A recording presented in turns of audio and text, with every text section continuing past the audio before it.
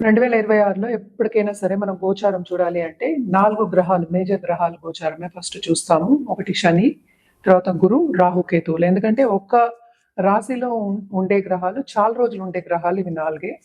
So most important ఏంటంటే శని గ్రహం. First starting ఎప్పుడైనా శని గ్రహం గురించి మాట్లాడతాము. సో శని ఏమో మనకి మీన రాశిలో ఉన్నారు. ఆయన రిట్రోగ్రేషన్ వెళ్తున్నారు, మళ్ళీ డైరెక్ట్ అవుతున్నారు అనమాట. ఈ సంవత్సరం అంతా ఇందులోనే ఉంటున్నారు, అంటే మీన రాశిలో ఉంటున్నారు. రాహు కేతువులు మూమెంట్ ఉంది. డిసెంబర్ 5th మనకి ఏంటంటే రాహు ఏమో మకరానికి వెళ్తున్నారు, కేతు ఏమో మనకి కర్కాటకానికి వెళ్తున్నారు అనమాట. మనకి తెలుసు రాహు కేతువులు మన రిట్రోగ్రేషన్ మోషన్ ఉంటుంది కనుక వెనక్కి వెళ్తూ ఉంటారు.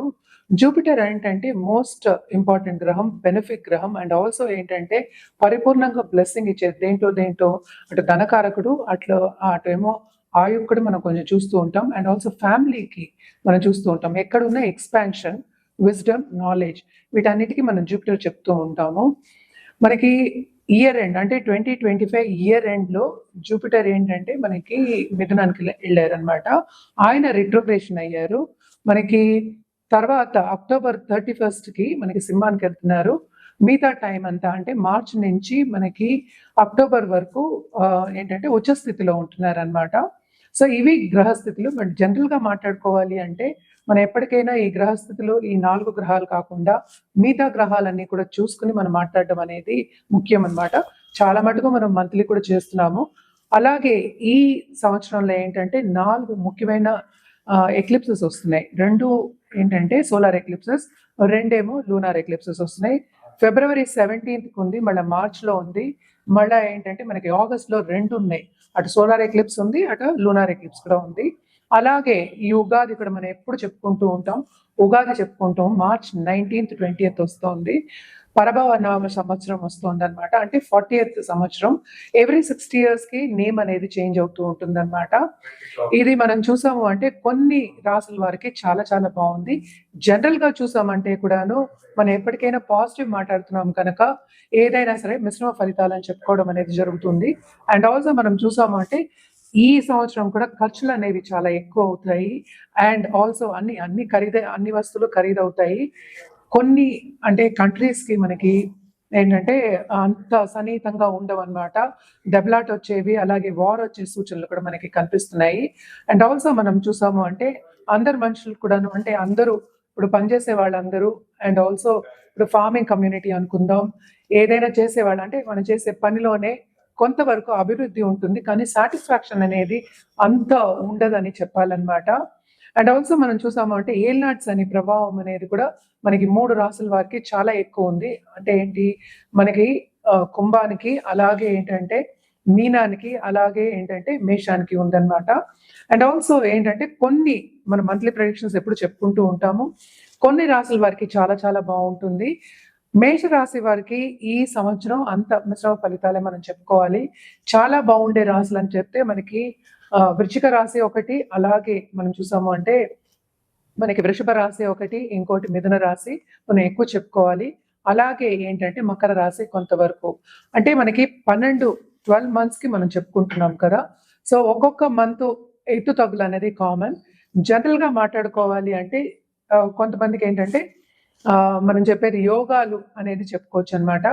కానీ ఈ సంవత్సరంలో సపోజ్ మార్చ్ నుంచి మనకి అక్టోబర్లో పుట్టిన వాళ్ళందరికీ జూపిటర్ ఎగ్జాల్టేషన్ పొజిషన్లో ఉంటారు.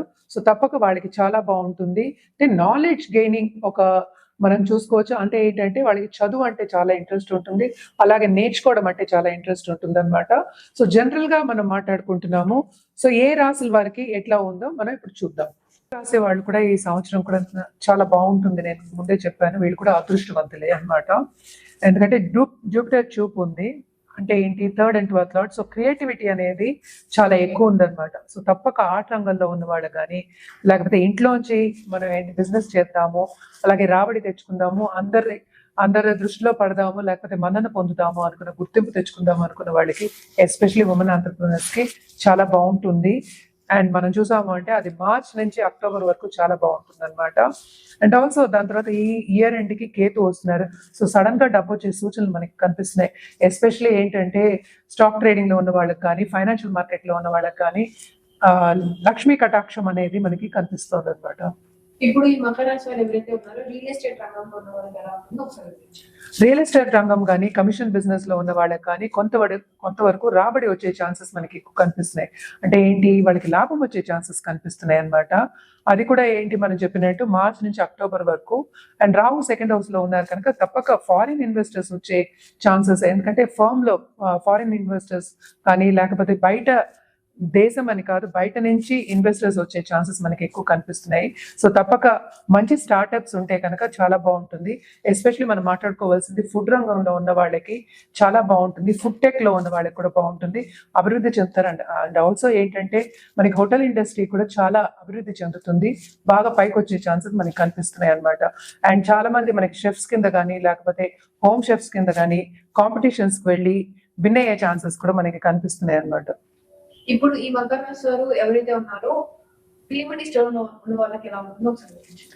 ఫిలిం ఇండస్ట్రీలో ఉన్న వాళ్ళకి మనకి ఈ రాశికి అధిపతి మనం చూసాము అంటే శని అయ్యారు, ఆ మూడో ఇంట్లో ఉన్నారు. సో ఎవరైనా సరే ఈ రాశిలో ఉన్న వాళ్ళకి తప్పక ఏంటంటే ముందుకొచ్చే ఛాన్సెస్ కొంచెం శ్రమ పడితే గానీ లేదనమాట. సో క్రియేటివిటీ అనేది వీళ్ళకి బాగా పెరుగుతుంది. అలాగే ఏంటంటే అగ్రెసివ్నెస్ కానీ అది ముందుకెళ్ళడం కానీ ముందుకు దూసుకెళ్ళడం కానీ మనకి కనిపిస్తోంది. సో తప్పక ఏంటంటే వీళ్ళు మంచి ప్రాజెక్ట్స్ చేసే ఛాన్సెస్ మనకి కనిపిస్తున్నాయి. కానీ ఏదైనా సరే శ్రమ పడందే రాదనమాట. అండ్ ఆల్సో ఏంటంటే ఫైనాన్షియల్ స్టెబిలిటీ అనేది కొంతవరకు టువర్డ్స్ ఎండ్ ఆఫ్ దిస్ ఇయరే మనకి కనిపిస్తోంది, దానికి ముందు మనకి కనిపించట్లేదు. సో ఏదైనా శ్రమ పడవలసిందే, శ్రమ పడితే తగిన ఫలితం కొంచెం లేటే అవుతుంది, తొందరగా రాదనమాట. స్టూడెంట్స్, ఈ రాశిలో ఉన్న స్టూడెంట్స్ తప్పక ఫారిన్ లో వెళ్ళి చదువుకున్న వాళ్ళు ఇప్పుడు చదువుకుంటూ ఉంటారు కదా, వాళ్ళందరూ కొంతవరకు ఏంటంటే ఈ సంవత్సరంలో వాళ్ళు అనుకున్నది సాధిస్తారు, వాళ్ళు అనుకున్న మార్క్స్ వచ్చే ఛాన్సెస్ ఉన్నాయి. అలాగే ఏంటంటే ఉన్నత స్థాయికి వెళ్ళే ఛాన్సెస్ ఉన్నాయి. అంటే ఏంటి, పై చదువుకు వెళ్ళే ఛాన్సెస్ కూడా మనకు కనిపిస్తున్నాయి, వాళ్ళు అనుకున్న ఉద్యోగ రీత్యా వెళ్ళే ఛాన్సెస్ కనిపిస్తున్నాయి అనమాట. అలాగే పార్ట్ టైం జాబ్స్ వస్తే ఫైనాన్షియల్ గా కూడా కొంతవరకు స్టెబిలిటీ వచ్చే ఛాన్సెస్ మనకి అంటే ఫైనాన్షియల్ గా స్టార్ట్ అవుతారు వాళ్ళ లైఫ్ లో అని చెప్పడానికి అనమాట. సో తప్పక ఏంటంటే వాళ్ళ స్టూడెంట్ లైఫ్ అనేది ఎంజాయ్ చేస్తారు, కొంత శ్రమ మనకి కనిపిస్తోంది, కొంతవరకు ఊరట కనిపిస్తోంది. అండ్ ఆల్సో ఏంటంటే అనుకున్నది సాధించడం అనేది హ్యాపీనెస్ కదా, సో తప్పక అనుకున్నది సాధిస్తారు ఇయర్ లో. ఇప్పుడు ఈ మకర రాశి 2026లో అంతా బాగుండాలంటే ఎలాంటి పరిహారాలు చేసుకోవచ్చు?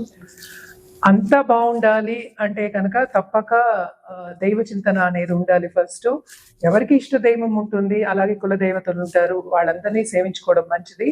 అదొకటి కాకుండా హనుమాన్ చాలీసా చదువుకోవడం, నిత్యం చదువుకోవడం మంచిది అనమాట. అండ్ ఆల్సో అలాగే అందరికీ అందుబాటులో ఉంటే కనుక హనుమంతుడి గుడికి సాటర్డే వెళ్ళి అటు ఆకు పూజ చేయించుకోవడం కానీ, సింధూర పూజ చేయించుకోవడం కానీ, లేకపోతే గారెలు ప్రసాదం కింద ఇవ్వడం కానీ మంచిది అనమాట. అదొకటి కాకుండా నిత్యం తైల దీపం పెట్టుకోవడం వీళ్ళకి చాలా మంచిది. ఇప్పుడు మనం మాట్లాడుకుంది జనరల్ గా మాట్లాడుకున్నాము, ఎందుకంటే ఈ 4 ప్లానెట్స్ అంటే మేజర్ ప్లానెట్స్ గురించి మాట్లాడి దాన్ని బట్టి మనం పరిహారాలు కూడా ఇచ్చాము. అండ్ ఆల్సో ఏంటంటే మనం రాశి ఫలితాలు కూడా మాట్లాడుకున్నాం అనమాట. ఇదంతా జనరలే, అంటే ఏంటంటే రాశి వారిగానే మనం మాట్లాడుకుంటూ వస్తున్నాము. ఏదైనా సరే వ్యక్తిగత జాతకం మీద ఆధారపడి ఉంటుంది. అంటే వ్యక్తిగత జాతకం చూసినప్పుడు ఇప్పుడు గోచారం ఏం జరుగుతోంది ప్లస్ ఇప్పుడు ఏంటి టైం జరుగుతోంది వాళ్ళకి అని చూసినప్పుడే మనకి ఒక ఏంటంటే సూచన ఇవ్వడం కానీ సొల్యూషన్ ఇవ్వడం కానీ జరుగుతుంది. అదేంటంటే పరిహారం రూపంలో మనకి పూజ కానీ, జపం కానీ, లేకపోతే ఒక జాతిరత్నం కానీ, ఇఫ్ ఇట్ ఈస్ వారంటెడ్ అంటే ఏంటి జాతక రీత్యా ఇవ్వడం అనేది జరుగుతుంది. ఎప్పటికైనా సరే ఆ కన్సల్టేషన్ తీసుకున్నప్పుడు మనం ఇచ్చిన పరిహారాలు చేస్తే తప్పక ఏంటంటే పైకి వెళ్ళే ఛాన్సెస్ ఎక్కువ ఉంటాయి. అంటే పైకి వెళ్ళడం ఏంటి, మనకి లైఫ్ లో ఏం సాధించాలో అది సాధించడం అనేది జరుగుతుంది అనమాట. ఆ దిశగా నడవడం కానీ, ఏదైనా ఇబ్బందులు వచ్చినప్పుడు, ప్రాబ్లమ్స్ వచ్చినప్పుడు ఎలా ఫేస్ చేయాలి అని చెప్పడం కూడా జరుగుతుంది అనమాట.